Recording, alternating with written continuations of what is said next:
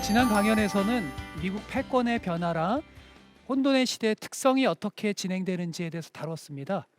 우리 대한민국의 동맹이자 우리에게 실존적 이슈이기 때문입니다. 그런데 이 패권국을 이끄는 리더가 당연히 미국 대통령입니다. 그런데 우리는 과연 미국의 대통령을 생각만큼 잘 알고 있는 걸까요? 막연하게 슈퍼파워의 슈퍼맨 정도로 알고 있는 건 아닐까요? 전 반대로 오늘날 최근의 미국 대통령들은 거의 이 미션 임파서블 영화에 나오는 주인공처럼 사실상 불가능해 보이는, 어쩌면 더 세게 얘기하면 실패가 예정돼 보이는 그런 과제 속에서 허우적거린다고 저는 생각합니다. 오늘은 그 중에서도 우리의 삶과 밀접한 관련이 있는 2000년대의 대통령들, 즉 부시, 오바마, 트럼프, 그리고 오늘날 바이든을 소개하고자 합니다. 그래서 오늘 강연 주제는 슈퍼맨 미국 대통령의 불편한 진실입니다.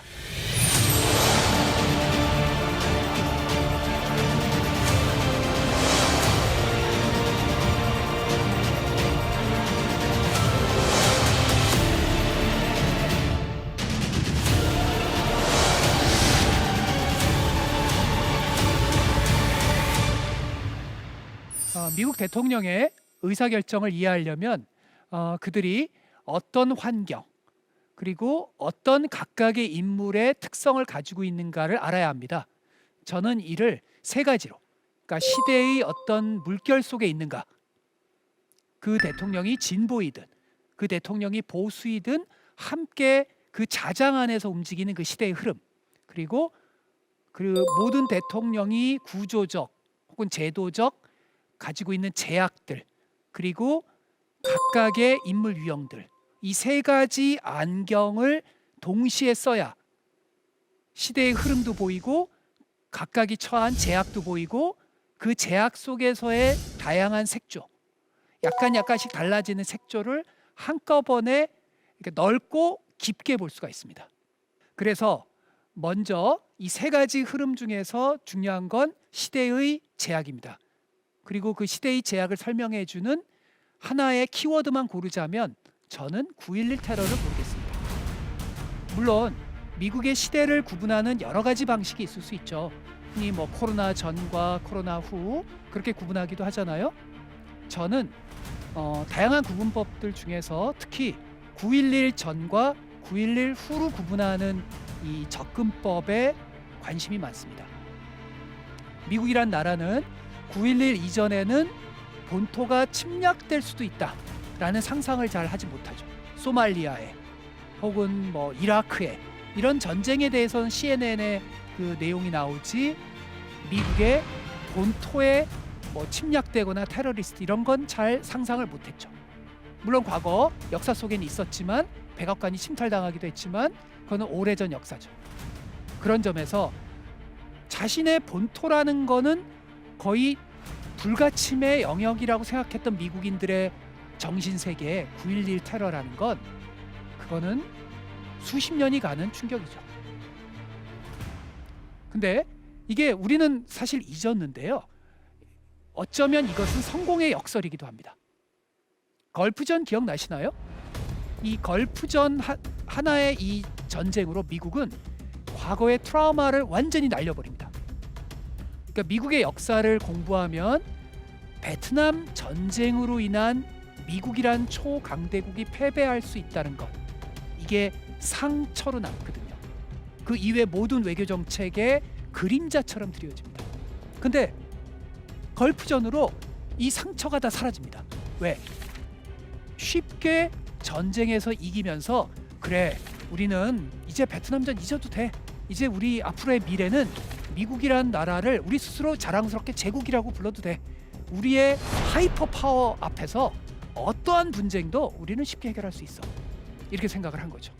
그런 점에서 걸프전은 미국인들에게 다시 자존감을 준 전쟁입니다. 근데 인생이란 게 참 아이러니해요. 왜냐하면 9.11 테러 주동자들은 그렇게 생각하지 않은 거예요. 그들은 걸프전을 보면서 원래 미국에게 가지고 있는 어떤 적대감이 더 강화됐어요. 미국이 이제 중동에서 보다 본격적인 군사활동을 하고, 그리고 그들 입장에서 미국은 일방주의적 패권을 더 거침없이 행사한다는 것에 대한 어떤 분노 같은 것이 테러의 직접적인 계기로 작용합니다. 그래서 돌아가신 고 찰머스 존슨이란 버클리대 교수님은 이거를 블로우백이라는 개념으로 표현합니다. CIA에 많이 자문하셨던 이 고 찰머스 교수님께서는 이게 CIA 작전 용어를 활용하신 겁니다. 작전 용어로 의도하지 않은 CIA 작전의 부작용을 블로우백이라고 부릅니다. 그런 점에서 9.11이라는 비극적 사건은 미국 과거의 어떤 역사의 블로우백으로서 여러 가지 명암을 한번 성찰해 볼 수 있는 계기이기도 하죠. 그런데 그거를 직접 당하는 미국인들의 입장에서 그것이 그런 긴 호흡의 성찰이라기보다는 트라우마로, 그리고 직접적인 분노의 표출로 안타깝게 나옵니다. 사실 그럴 수도 있는 게, 저만 하더라도 그때 유학 시절에 그 쌍둥이 빌딩 근처에 살았습니다. 저에게는 아직까지 그 트라우마가 이상하게 존재하더라고요. 그 근처에서 9.11을 목격했기 때문에 아직도 하늘에서 비행기가 이렇게 지나가면 비행기 끝에 어떨 땐 그 빌딩이 보여요. 정신과 치료를 받아야 될 것 같아요. 그런 점에서 9.11은 미국이란 나라의 그 이후의 미국의 패러다임에 큰 영향을 지속적으로 줍니다. 그리고 이제 우리는 테러와의 전쟁이라는 표현을 너무나 당연히 듣죠. 근데 다시 한번 생각해 보면 테러와의 전쟁에서 그 테러라는 게 어떤 인물이죠? 인물이 아니잖아요. 개념이잖아요. 그러니까 우리가 개념이랑 전쟁을 하는 거잖아요. 그러니까 테러와의 전쟁이라고 규정하는 순간, 그 프레임을 그렇게 하는 순간, 우리는 구체적인 어떤 후세인과의 전쟁은 후세인이 없어지면 되잖아요. 정권 교체되면 되잖아요. 근데 테러와의 전쟁하는 순간 우리 인류에서 테러는 어디선가는 발생하죠. 그러니까 영구적 전쟁이 되는 거예요. 영구적으로 테러를 준비해야 되는 거예요. 영구적으로 긴장해야 되는 거예요. 모든 삶이 이 안보의 논리 앞에 종속되고 산업조차도 종속되는 거예요. 그래서 2000년대 이후 대통령의 시대적 의사결정에서 중요한 변수로서 저는 9.11의 진보 대통령이, 9.11의 보수 대통령이 어떻게 대응하는가를 중요하게 생각합니다. 두 번째로 모든 대통령이 직면한 제약, 구조적 제약입니다. 아주 과거보다 더 험난해진 제약입니다. 미국이라는 나라가 사실은 굉장히 독특합니다.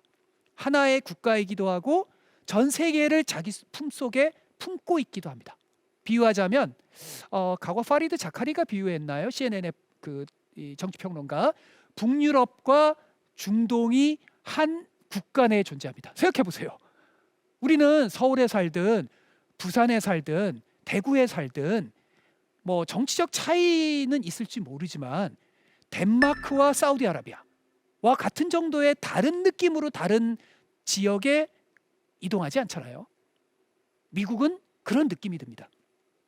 아니, 그냥 제가 살았던 미국 뉴욕만 하더라도 뉴욕은 단일한 뉴욕이 아니에요.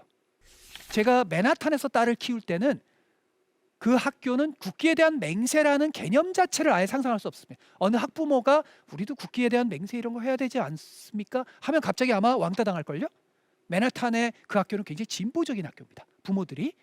근데 9.11 테러로 그 맨하탄에 너무나 제가 살던 곳이 힘들어져서 퀸스 지역으로 이사를 갔더니 아침마다 이사를 갔는데 당연히 국기에 대한 맹세, 우리도 옛날 과거 시절에 했던, 그러니까 뉴욕의 맨하탄과 그 위에 뉴욕은 상당히 다른 거예요. 근데 이거를 뉴욕 내에서 확장해서 생각해 보세요.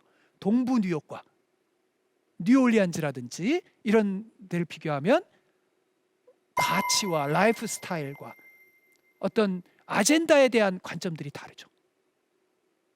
전반적인 경향이 말입니다. 그러면 생각해 보세요. 이 경향이 갈수록 커지고 있으면 문명의 충돌이란 비유적 표현까지 할 정도로, 그러면 거의 통치 불가능한 상황에 직면하죠. 낙태 같은 이슈들. 거의 문명의 충돌입니다. 거의.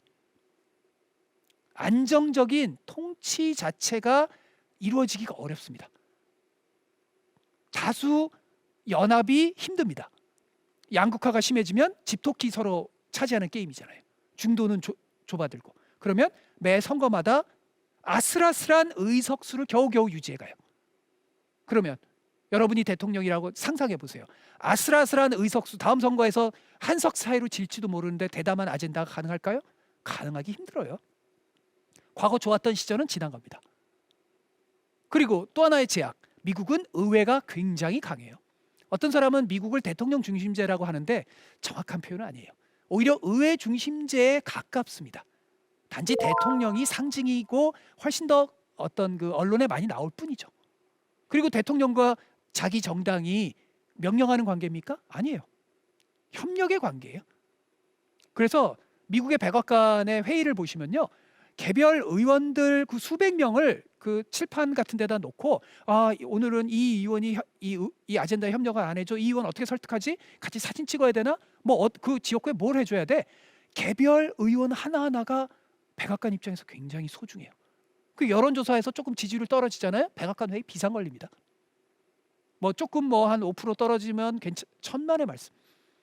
그래서 제왕적이기라기보다는 여론에 취약한 대통령입니다.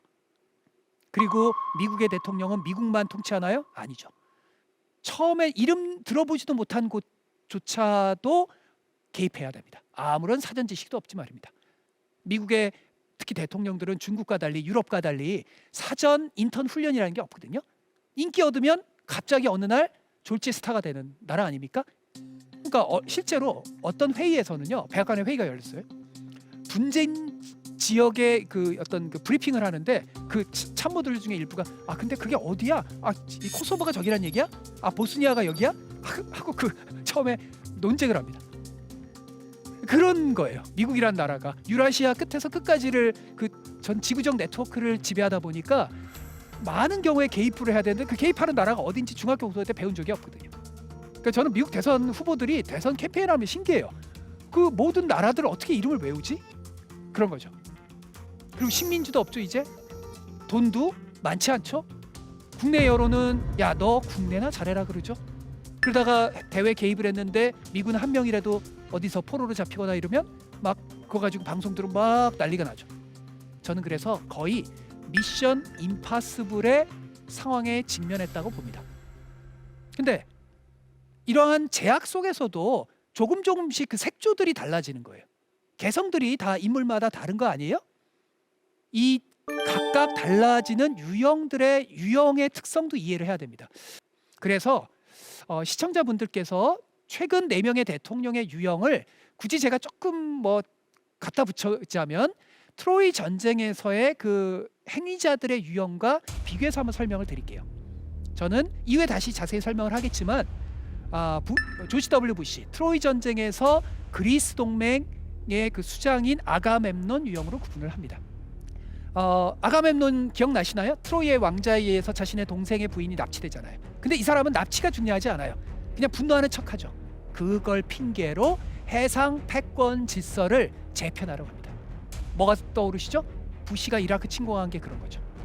대량 살상 무기는 핑계였죠. 그 이후에 오바마가 집권합니다. 오바마는요, 부시의 일방주의에 비해서 뭐예요? 다자주의, 연합을 중시하죠. 항상 그랬던 건 아니지만 트로이 전쟁에서 동맹을 강조했던 사람 누구죠? 오디세이. 아가멤논은 그냥 전략적 지혜가 없었어요. 오디세이는 동맹을 규합하고 때로는 전략적 조언을 통해서 관리해 나갑니다. 고뇌의 인물이죠. 오바마는 고뇌의 인물입니다. 미국이 퇴조하는 것을 어떻게든 안정적으로 연착륙시키려고 노력한 신중함과 지혜의 인물이죠. 그리고 마치 트로이의 목마라는 수처럼 아시아로의 선해라는 기가 막힌 미국 패권 입장에서 기가 막힌 수를 던집니다. 중국이 더 이상 패권을 대체하기 전에 완전히 팔을 비틀고자 하는 트럼프의 전략은 이미 오바마 때 시작됐죠. 트럼프가 참 트로이 전쟁으로 구분하기가 애매합니다. 뭐 어떻게 보면은 아킬레우스랑 비교할 수도 있죠. 왜냐하면 Make America Great Again, 미국을 다시 위대하게, 불멸의 위대함을 꿈꾸는 게 트로이 전쟁의 가장 인기 있는 영웅 누구죠? 브래드 피트가 연기했던 영화에서 아킬레우스의 꿈이죠. 근데 트럼프는 그걸 그냥 내세운 거지 실제 미국을 위대하는 데 큰 관심은 없습니다. 아킬레우스가 달라요. 오히려 파리스 왕자와 좀 비슷하죠. 왜냐하면 수많은 섹스 스캔들, 그러니까 자신의 개인 욕망으로 전 세계를 흔들잖아요. 물론 파리스의 납치를 불멸의 사랑이라고 볼 수 있죠. 제 오늘 세션이 뭐 사랑론은 아니니까 그건 그 논쟁은 넘어갑시다. 어쨌든 파리스 때문에 죄 없는 사람들이 많이 죽은 건 사실이잖아요. 그걸 생각하면 용서하기 어렵죠. 그러니까 세계의 질서를 흔든 혼돈의 에이전트라는 점에서 파리스와 트럼프는 유사합니다. 그러니까 트럼프는 아킬레스와 그리고 파리스를 적당히 합쳐놓은 거로 굳이 비유하자면 트로이 전쟁과, 그리고 마지막으로 바이든은 트로이의 전사 헥토르 왕자와 비슷할 수 있습니다. 왜냐하면 헥토르는 아킬레스에 비하면 좀 떨어집니다. 전투력이. 그래서 사실은 트로이 전쟁에서 헥토르 왕자를 좋아하는 사람이 별로 없죠. 헥토르 팬이 별로 없습니다. 근데 저는 헥토르 팬입니다. 왜냐하면 불멸의 위대함, 인간의 초월성 이런 것보다 그냥 가족을 지키고 자신의 조국을 지키는 데 관심이 있는 거예요. 그리고 인품이 자기 동생 파리스와 달리 굉장히 훌륭합니다. 바이든은 별 대담한 비전이 없어요. 별로 그렇게 뭐 엄청난 위대함이 없습니다. 하지만 소박하고 인간다운 미국을 꿈꾸는 신사입니다. 바이든을 한번 만난 사람은 그 품위에 매혹되죠. 사람에 대한 배려감에. 대통령이 꼭 뭐 배려감만 있어야 되는 건 아니겠지만 일단 인품은 좋아야죠. 그래서 미국에선 보수든 진보든 바이든을 좋아합니다. 그러니까 아젠다를 떠나서 말입니다. 그래서 이 오늘날 이 미국의 대통령을 시청자분들께서 각각의 다양한 정책의 홍수에 빠지시면 그 특징을 놓치십니다. 그래서 오늘 제가 짧은 시간에 말씀드리고 싶은 거는 오늘 제가 말한 안경, 그러니까 9.11이라는 것에 그 대통령들이 어떻게 반응했는가, 그리고 어떠한 그 의회의 제약이나 이런 제약을 돌파하려고 노력했는가, 그리고 트로이에 비유한 각자의 캐릭터들이 어떻게 보여졌는가, 이 세 가지의 특징이 변주되면서 오늘날 그 대통령을 빚어낸 그 특징들을 한번 보시면 될 겁니다. 자, 이렇게 보시면 제가 왜 미국의 대통령이 미션 임파서블의 미션을 부여받았다는지 감이 잡히실 거예요. 지금 방금 말한 그 제약들 보세요. 갈수록 어려워지잖아요. 이 세상에서 가장 힘든 3D 업종 누구다? 미국 대통령이다. 오죽하면 말이에요. 해리 트루만은 백악관을 가장 최절정의 연방 감옥이로까지 자조적으로 표현했습니다. 뭐 전형적인 미국 대통령의 그 하루 스케줄 잠깐 볼까요? 이 표 보시면은 이거는 아침서부터 저녁까지 이루어지는 이 표는 그냥 일상적인 걸 제가 여기다가 보여드리는 겁니다. 이건 그냥 일상입니다. 그 일상인 것만 하더라도 숨이 좀 콱 막히죠. 막 브리핑에다가 회의에다가 우리 일상적인 그 회사 일정과는 너무 다르죠. 근데요, 이건 일상이에요. 심할 경우는 어떤 날은 예를 들어서 하나 비유를 들자면 어떤 비유를 들까요? 오전에 출근했어요. 갑자기 긴급 NSC 회의가 열립니다. 대만 해협에서 중국 비행기가 미국 항공기를 위협합니다. 긴박하게 돌아가죠. 우발적으로 전쟁까지 날 수 있죠. 30분 막 정신없이 장군들한테 보고받고 지시합니다. 자, 계속 나한테 업데이트 해줘. 그러고 나서 보좌관이 옆에 귓속말로 지금 또 저 텍사스주에서 총기 사고가 났습니다. 지금 난리가 났어요. 3명이 죽었습니다. 그래, 긴급 상황 보고 나한테 빨리 해. 뭐 이런 거 하다가 보니까 11시 한 30분 되면 이제 좀 쉬어도 돼? 저기요, 지금 증권시장이 거의 붕괴 직전입니다. 헐, 어떻게 해요? 지금 그것도 보고받고 그다음에 증권시장 안정시키기 위한 회의하고 연방준비의장이랑 통화하고 그러고 났더니 아직 겨우 12시입니다. 한 5시쯤 돼야 되는 거 아니에요. 퇴근해야죠. 근데 겨우 12시밖에 안 됐어요. 또 오후에는 어떤 일이 있겠어요. 이런 겁니다. 거기다가 선거 캠페인, 미국은 영구적 선거의 나라입니다. 선거 캠페인이 항상 있어요. 그리고 한국의 대통령의 정치 중립과 미국은 완전히 다르죠. 미국의 대통령의 중요한 업무 중에 하나는 자기 당을 선거에서 승리하게 이끄는 거예요. 선거에서 승리하면 제일 중요한 거 뭐다? 돈이죠. 펀드레이징 누가 제일 잘할 수 있다? 미국에서 제일 유명한 정당에서 제일 유명한 사람 누구예요? 대통령. 그래서 서울에서 부산에서 서울 오가는 것도 힘든데 미국은 땅덩어리가 얼마나 큽니까? 백악관인 워싱턴에서 캘리포니아까지 펀드레이징 하라고 날아간다고 생각해봐요. 밤늦게 11시 12시에 귀가합니다. 어떤 대통령 그래서 아침에 그 백악관 직원들 중에서 가장 험난한 직업이 뭔지 아세요? 대통령 안 일어나는 사람 깨우는 사람. 왜냐하면 막 짜증냅니다. 그 사람이 무슨 죄가 있어요? 근데 그 대통령 입장에서 한번 생각해, 안쓰럽죠. 그러니까 건강의 달인 오바마가 헬스클럽 빠지면 막 짜증내는 오바마가 8년 만에 어떻게 됐어요? 오바마 사진이 바뀌었죠. 백발이 됐죠. 제가 처음에 유학 가서 미국의 대통령 의사결정을 공부를 하는데 미국 대통령들이 저 같은 수준에서도 하지 않는 실수를 막 하는 거예요. 그래서 제가 자신감이 내가 생각보다 뛰어난 모양이지? 나라면 저렇게 안 했을 텐데? 아니죠. 저 같은 이한테 한 반나절만 시켜보세요. 뭐 돌아가면서 그 하루 시장하는 그런 프로그램처럼 아마 지금 있는 제 흰머리는 반나절 만에 엄청나게 생기겠죠. 그러니까 왜냐하면 인간의 능력으로 감당할 수 없는 과제가 이 제국의 수장에게는 정신없이 돌아가요. 그러면 우리가 제3의 관점에서 보면 왜 저걸 실수하지? 실수하게 돼요. 인간이 감당할 수 없는 직업이거든요. 그래서 아이젠하워 전 대통령이 그런 말을 했습니다. 백악관에 쉬운 과제로 올라오는 건 하나도 없다. 왜냐하면 쉬운 과제는 아래 레벨에서 다 처리하니까 그들이 도저히 처리하지 못하는 것만 올라온다. 그러면 그걸 감당할 수 있겠어요? 무슨 양자역학 문제풀이 같은 그런 과제가 올라오는데 말이에요. 제가 왜 미션 임파서블이라고 하는지 아시겠죠? 자, 이런 미션 임파서블 속에서 4명의 대통령의 특징을 간단하게 한번 봅시다. 자, 먼저 2000년대 첫 대통령인 부시. 제가 생각하는 부시 대통령을 이해하는 안경은 분노와 기회 포착입니다. 그리고 그 리더의 유형을 굳이 트로이 전쟁과 비교하면 아가멤논입니다. 근데요, 사람들은 다 미국에도 잊었는데요, 부시하면 테러와의 전쟁의 수장, 전시 대통령 이렇게 기억하잖아요. 천만의 말씀. 원래 부시는요 텍사스 주지사 출신이고요. 그리고 그렇게 무시무시한 사람이 아닙니다. 때로는 초당적인 결정 많이 하고요. 또 민주당이 반기는 개혁 과제도 많이 했습니다. 교육개혁 같은 거는 사실 상당히 설득력 있는 안도 많이 했었습니다. 공립학교의 모든 상위 10%는 다 무조건 대학 입학 자격을 주자. 그러면 저소득층 출신도 좋은 대학에 갈 수가 있잖아요. 상당히 개혁적 아젠다죠. 그리고 국제 노선에서 캠페인 때마다 반복해서 뭐라 그랬냐면은, 아니 그 진보들은 말이야 그 귀중한 에너지를 왜 별로 우리 미국이 개입할 필요도 없는 국가에 개입해서 에너지를 써. 남의 나라 네이션 빌딩, 국가 건설은 우리가 하는 게 아니라 지네가 해야지. 우리 거나 잘해. 아주 조롱을 했었어요. 근데요, 9.11 터지고 나서 네이션 빌딩 누가 하죠? 부시가.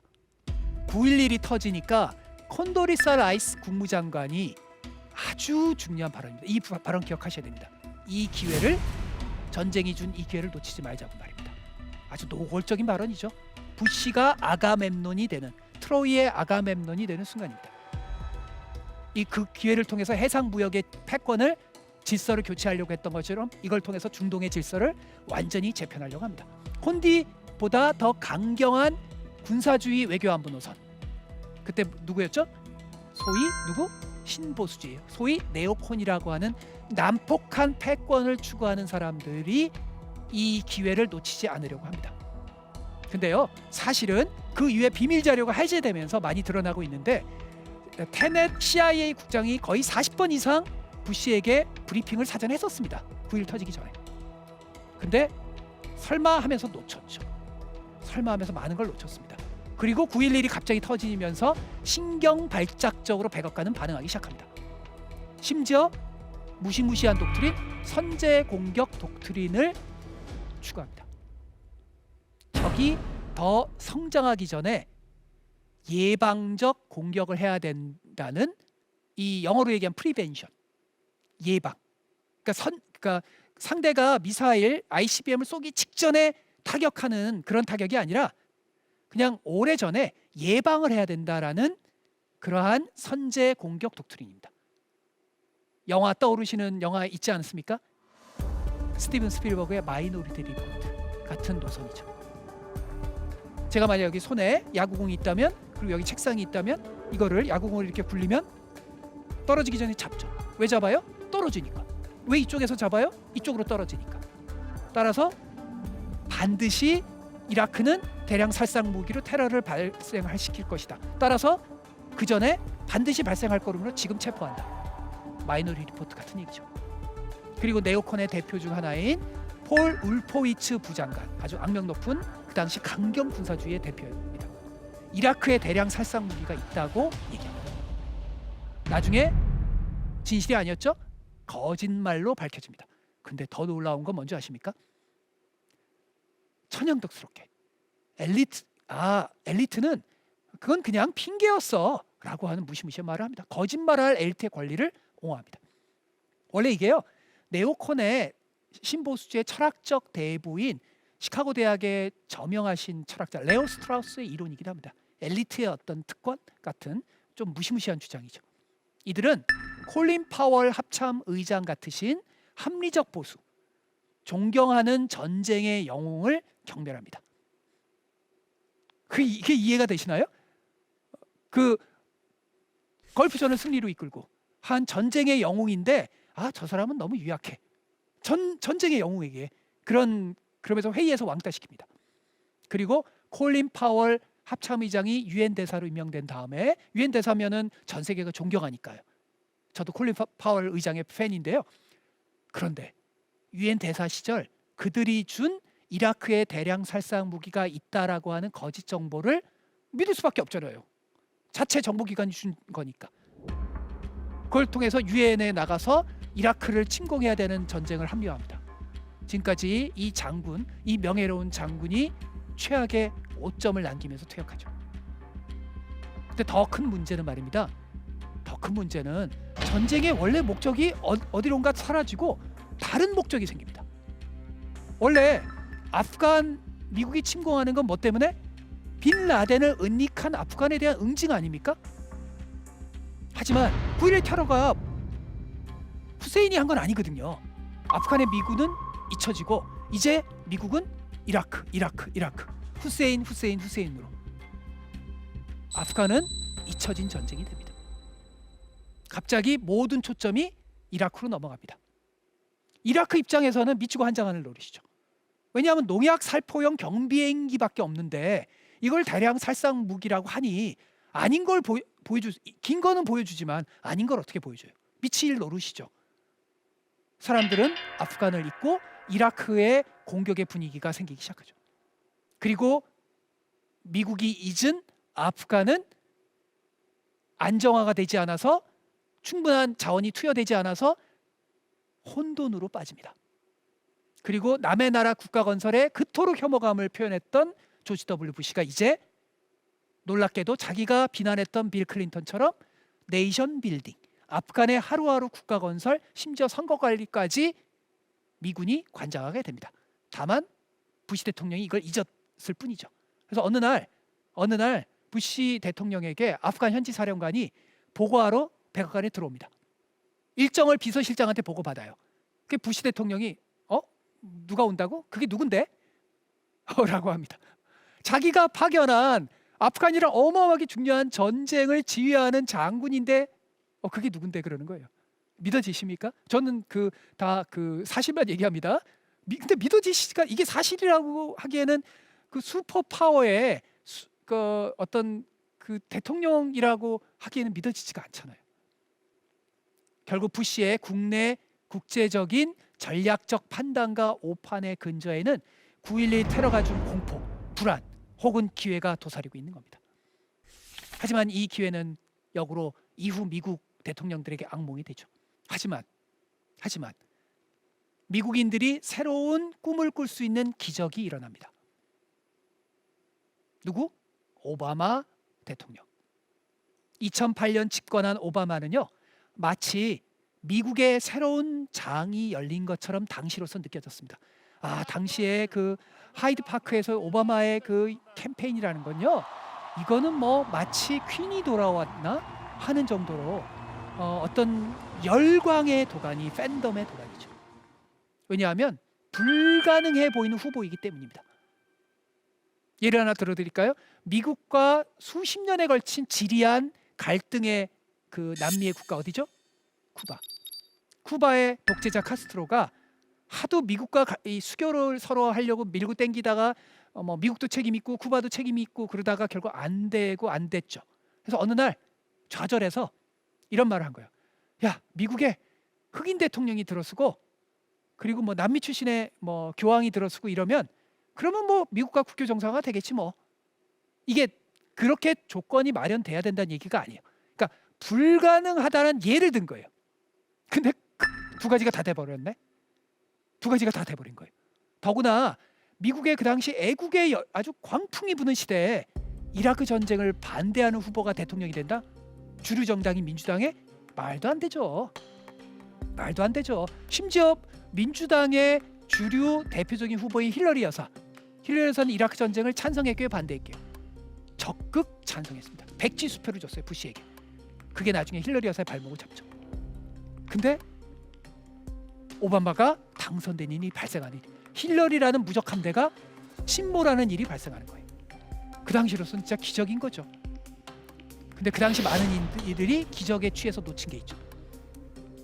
오바마의 자서전, 글도 잘 써요. 오바마는 그 베스트셀러 제목이 담대한 희망이잖아요.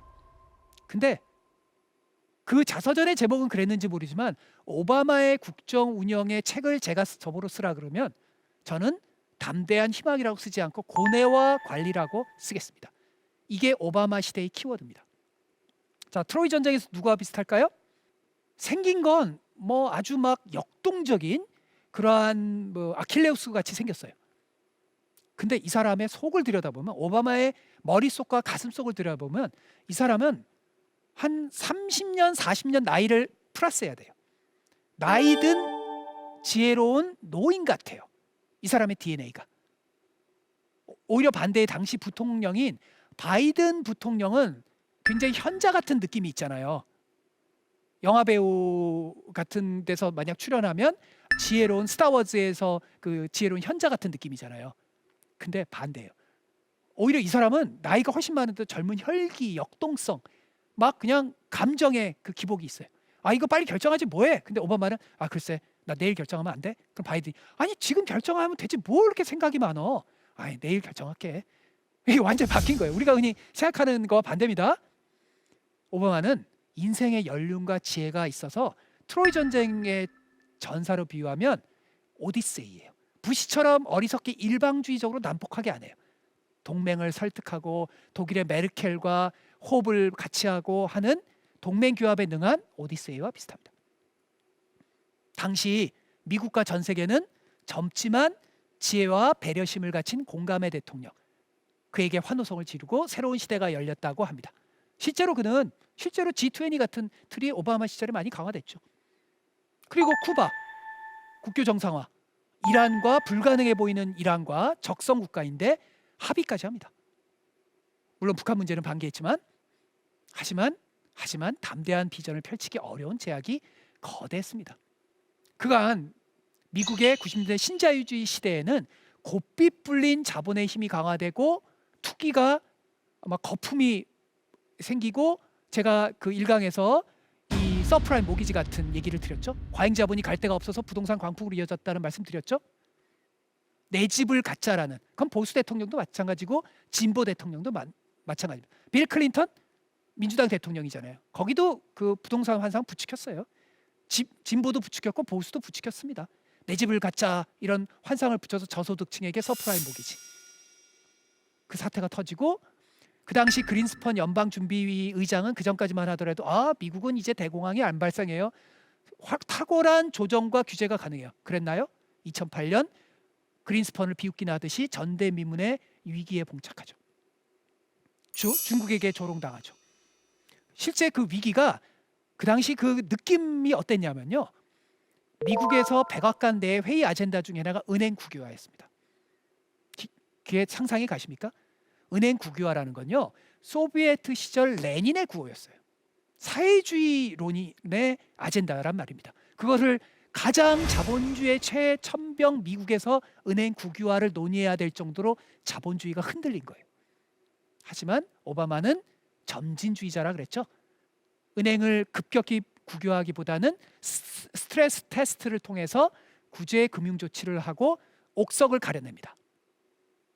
다시 질서를 만들기 위해서 다양한 관리 조치를 하죠. 밴드에이드를 붙입니다. 근데 제국의 수장 입장에서는 그런 고민이 들었는지 모르겠지만 우리 일반인의 입장에서, 파산하는 입장에서 이게 뭐지? 에? 아니 우리가 제3세계 국가도 아니고, 아니 그렇게 그들은 마구 그 보너스 파티하는 애들 규제해주고 구제해주고, 우리는 뭐지? 오바마에 대한 반감, 미국 엘리트에 대한 반감이 생기죠. 소위 포퓰리즘이 전면화하는 시대가 미국에 생기는 불씨가 2008년 오바마 집권 기간에 무르익기 시작합니다. 무르익기 시작해요. 그리고 그는 흔히 생각하는 것보다 현실주의자입니다. 미리 땡겨서 노벨 평화상을 줬죠. 근데 노벨 평화상 위원회가 경악을 했을 겁니다. 수상식에서 어떻게 했죠? 수상식에서요, 아주 경악할 만한 일이 있었죠. 원래 노벨 평화상을 수상받았으면 수상식에서 어떻게 해야 돼요? 평화에 대한 얘기를 해야 되는데 오바마는 전쟁에 대한 얘기를 합니다. 정의의 전쟁을 주창합니다. 실제 오바마 시기는요, 미국 역사상 가장 군사적 드론의 수가 많았던 시기입니다. 드론 작전이 많았던 시기입니다. 진보 입장에선 불편한 진실이죠. 그래서 오바마 시기는 다소 모순과 아직까지 부족한 인식이 있었던 시기입니다. 그리고 오바마 시기가 되면 이제 인종주의가 사라진다라고 하는 유토피아적 희망이 일어났는데 저도 그런 오판을 했었습니다. 그렇게 됐나요? 아니죠. 인종화해는커녕, 그리고 젠더의 공존은커녕 오히려 반여성주의, 동성에 대한 반발, 아프리칸 아메리칸 히스패닉에 대한 반발, 이런 게 생기죠. 낭만적 환상은 산산조각이 납니다. 이때 우연히 등장하는 인물 누구? 뉴욕의 부동산 업자 나르시스트의 화신 트럼프입니다. 그간 대선에서 자기 과시욕으로 나가려고 했던 적도 있죠. 경선에. 근데 변변한 결과를 못 얻다가 어느 날 시대가 자기의 시대로 흐름을 바뀌는 걸 감지하게 됩니다. 그리고 오바마 대통령 주최 유머하는 만찬에서 오바마가 자기를 조롱하는 것을 보면서 분노하죠. 오바마 출생이 미국 본토가 아니라는 말도 안 되는 가짜 뉴스를 앞에서 퍼뜨린 게 트럼프거든요. 트럼프가 처참하게 모욕받죠. 이게 역사라는 게 우연과 필연의 결합 아닙니까? 제가 1강에서 그 얘기 드렸죠. 사라예보 총선과 자본의 광풍이 결합해서 1차 대전. 트럼프라는 우연한 뉴욕의 부동산 업자의 나르시즘과 그간 구조적으로 쌓인 미국 오바마 같은 엘리트에 대한 반감, 그 인화성 물질이 결합되니까 폭발이 일어나죠.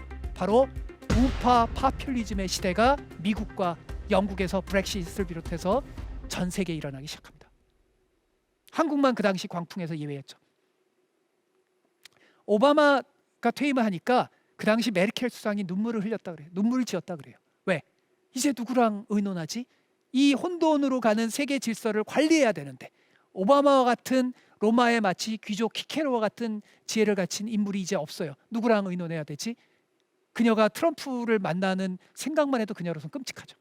얘기가 이성적 얘기가 안 통하니까. 오직 그 독일한테 그 분담금 얘기만 하는데 이것만 돈. 이제 본격적으로 혼돈의 시대로 진입합니다. 근데 이게 역사라는 게 참 희한합니다. 지금은 우리 모두가 트럼프를 어떤 그 일방주의와 인종주의 이런 걸로 많이 공격하잖아요. 근데 원래는요, 트럼프는요, 인종 간 공전 다문화주의의 롤 모델 같은 사람이었습니다. 공화당에서. 그래서 계속 공화당이 지니까 이제 민주당에게 다문화주의를 넘기지 말고 우리도 좀 다문화주의적인 후보를 내보내자. 트럼프 같은 사람 말이야 라는 걸 리포트를 씁니다. 믿어지시나요? 완전히 지금 공화당은, 지금 미국은 그때 미국이 아닙니다. 트럼프를 이해하는 키워드는 혼돈과 위대함입니다. 그는 혼돈의 에이전트입니다. 배트맨 영화의 조커 같은 사람이죠. 그가 건드리는 모든 것은 혼돈으로 변합니다. 한때 일부 정치학자들이 그의 노선을 규정하려고 책을 써야 되니까 그거는 어리석은 시도입니다. 그의 책을 쓰는 건 지혜로운 거지만 그의 노선을 한마디로 규정하기 어렵습니다. 혼돈의 에이전트인데요. 그 주변에 측근들도 트럼프를 잘 모르는데요. 트럼프 자신도 자기를 잘 모르는데요. 그는 자기 노선이 없습니다. 북한을 최악의 악당이라고 전쟁할 듯이 했다가 반대로 야 우리가 미군이 훈련하는 게 조금 너무 북한에 위협이 되지 않을까? 완전히 180도 노선이 바뀔 수 있는 사람이 트럼프죠. 하지만 그는 시대 정신을 본능적으로 이해하는 탁월한 동물적 본능을 갖고 있습니다. 흔히 미국의 진보주의자들은 이걸 과소평가해요. 한때 뉴요커로서 뉴욕의 명사 행세를 하려면 다문화적인 그 느낌이 있어야 되거든요. 안 그러면 왕따 되죠. 뉴욕의 그 지성 사회에서. 하지만 9.1 테러 이후로 정치 지형이 바뀌었다라는 걸 감지하기 시작합니다. 본능적으로 느낍니다. 그리고 본능적으로 레이건 시대의 보수의 구호 미국을 다시 위대하게라는 구호가 먹힌다라는 걸 압니다. 트럼프의 트윗의 메시지 능력은 지금까지도 상대할 자가 없습니다. 마치 일본의 짧은 시를 우리가 하이쿠라 그러거든요. 일본의 아마 일본인으로 태어났으면 하이쿠의 대가가 됐을 겁니다. 그의 트윗은 촌철살인으로 상대를 규정하고 상대를 파괴합니다. 오바마가 소셜 미디어 시대의 최초의 포스트 모던 대통령이라면 트럼프는 이 매체의 잠재력을 최대한 끌어낸 대통령입니다. 미국의 민주당은 이걸 과소평가하죠. 그러다가 2016년에 쓴맛을 본 거 아닙니까? 그러니까 서로 이념을 가지는 건 좋은데 상대에 대해서 균형 있게 상대의 강점을 이해할 수 있는 능력이 있어야 되죠. 다만 트럼프의 그 잠재력이 어둠의 힘이라는 거죠. 즉 대안 현실을 만들어내고 탈진실, 가짜 뉴스의 그러한 능한 양극화 시대의 어떤 그 귀재인 겁니다. 하지만 그가 위대함을 내세웠지만 실제 위대함보다는 오히려 그 시절은 혼란의 시대입니다. 그리고 수많은 섹스 스캔들로 점철된 파리스의 유형이기도 하죠. 실제 그는 그 시절에 상당히 많은 모순을 범합니다. 우리가 북한 문제에 대해서 기억하는 거 아닙니까? 이 싱가포르에서 마치 북한의 입장에 상당히 들어주는 것처럼 보였다가 그 다음에 어떻게 되죠? 그 다음에는 완전히 입장을 바꾸죠. 하노이에서 받은 충격 기억나십니까?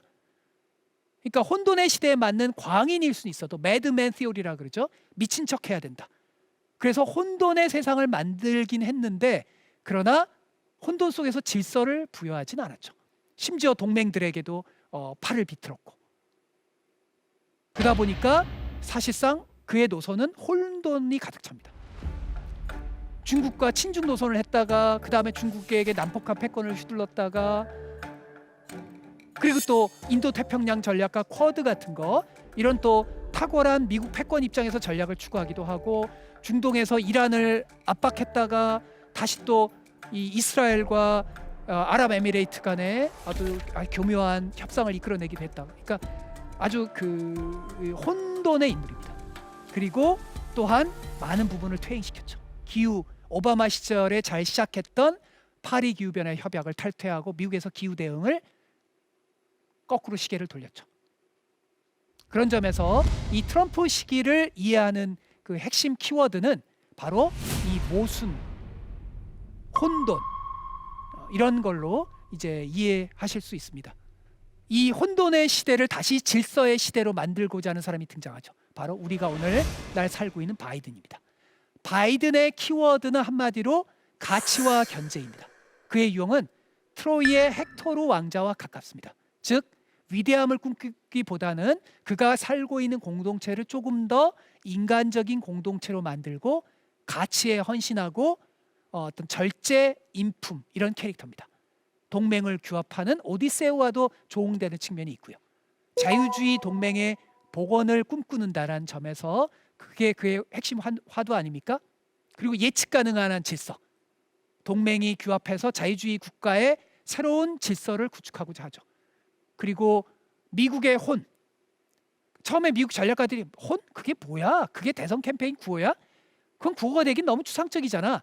하지만 손에 잡히는 민생 아젠다보다 이 가치 아젠다로 바이든은 패배가 예상됐던 2020년 대선도 승리하고 2022년 중간선거도 사실상 승리로 이끕니다.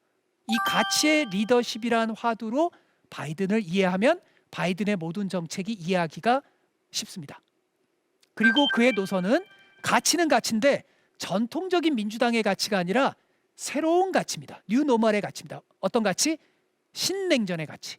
중국과 건설적인 협력도 하지만 냉전의 버금가는 확실하게 중국의 상승을 꺾어야 된다라고 하는 신냉전 자유주의자의 가치입니다. 반드시 중국과의 냉전에서 승리하겠다. 그리고 이를 위해서 국가의 산업주의적 정책을 막강하게 수행하겠다라고 하는 겁니다. 근데 그의 말처럼 이 혼돈의 시대의 질서를 잡는 게 쉬울까요? 아프간 철군에서 된통 당하죠. 성급한 철군을 하다가, 그리고 러시아의 우크라이나 침공으로 곤혹스러운 상황에 빠져 있습니다. 동맹이 마음 먹은 대로 잘 이끌려 오지 않죠. 푸틴과 협상을 많이 시도했는데 생각처럼 쉽게 되지 않죠. 그리고 북중러, 그들은 더 밀착합니다. 기후변화에서 담대한 노선을 하고 싶지만, 그러나 공화당이 같이 초당적으로 합의를 해줘야 되지 않습니까? 공화당의 합의는커녕 자당의 의원 하나 이탈하면 심각한 문제가 되죠. 그래서 그가 가치는 내걸었지만 이 가치는 혼돈과 위선으로 가득 찰 수밖에 없습니다. 우크라이나 전쟁이 발생하니까 유가 안정 때문에 베네수엘라와 손을 내밀었고, 사우디 독재자에게 손을 내밀었잖아요. 제국의 수장의, 오늘날 살아가는 수장의 고민이 바로 그런 거죠. 왜냐하면 지금은 가치만으로 움직일 수 있는 세상이 아니거든요. 공급망이 막 얽혀서 때로는 이 체제가 다른 사람에게도 의존해야 되는 세상이죠. 그런 점에서 오늘날 바이든의 다자주의, 자유주의 가치는 빛바랜 가치이기도 합니다. 미국의 국내 정치, 중산층의 정치를 더 먼저 생각할 수밖에 없죠. 자, 지금까지 우리는 최근 4명의 대통령들이 직면한 현실과 제약, 특성을 알아봤습니다.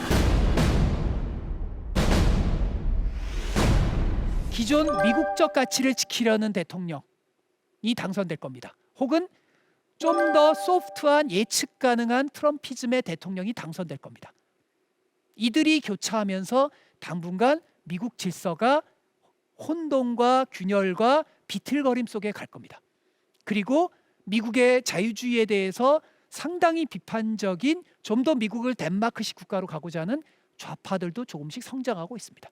앞으로는 심지어 천하 삼분지계, 미국의 전통적인 자유주의 가치, 트럼피즘의 가치, 좌파의 가치, 이런 삼분지계로까지도 앞으로 나아갈 가능성이 높습니다. 당분간은 그렇게까지 가지는 않습니다.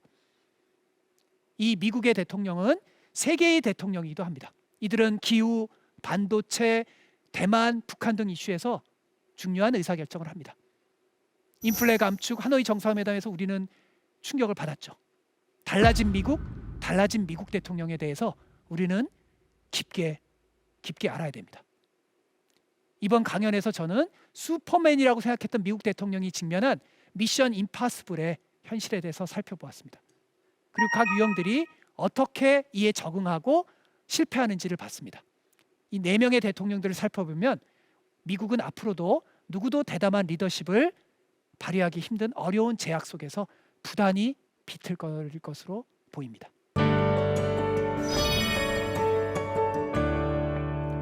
미국 백악관은 연방 감옥의 최정점이다. 해리 트루만 전 대통령이 심지어 백악관을 감옥에 비유하기도 했죠.